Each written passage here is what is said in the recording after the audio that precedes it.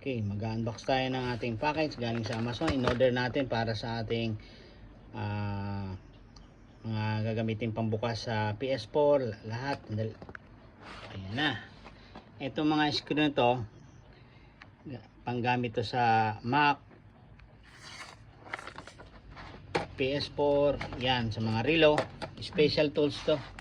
Yung hindi siya hexagon, anong tawag yan? Torque something. Torque something yan. Meron Ayan, siyang may butas butas sa gitna. So nabili lang, in-order namin sa Amazon yan. So Dami kung pa. gusto niyo to, ilalagay ko yung description sa Kompleto. aking video. So nabili lang namin to, magkano? 12 ata. 12 pound, like that. So ilalagay ko mamaya. So try natin buksan ang PS4. Right. Ito na yung PS4, yan, buksan natin. At tatanggalin natin yung special nuts nya. Ito lang makakabukas nito. Yan.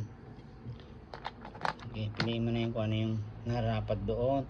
Ito yung merong butas siya. Hindi siya hexagon.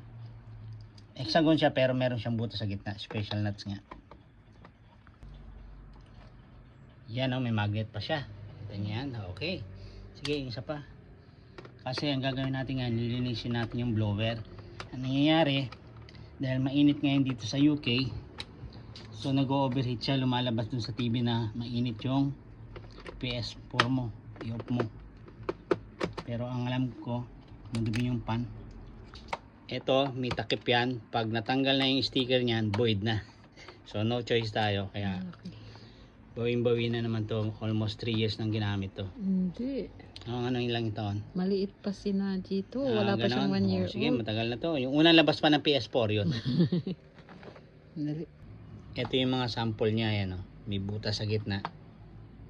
Okay. Dalawa yan. So pag natanggal na yon, pwede na natin makita yung blower. Una, tanggalin nyo yung dito. Pag natanggal nyo na yung screw dito, ukitin nyo yung dito sa gilid. Hilahin nyo ng kaunti para bumuka yung dito. So pag buka nyan, hindi nyo matatanggal. Pupunta kayo dito sa gilid. Ukitin ninyo tong gilid na to. May linya yan dyan eh, yung nagpapahiwalay. Okay. So pag naghiwalay siya, ukitin nyo lang dito. Yan. Tapos yun, aangat na yan dyan. Aray ko. Yun ang magpapatanggal. Tapos dito rin sa kabila, the same.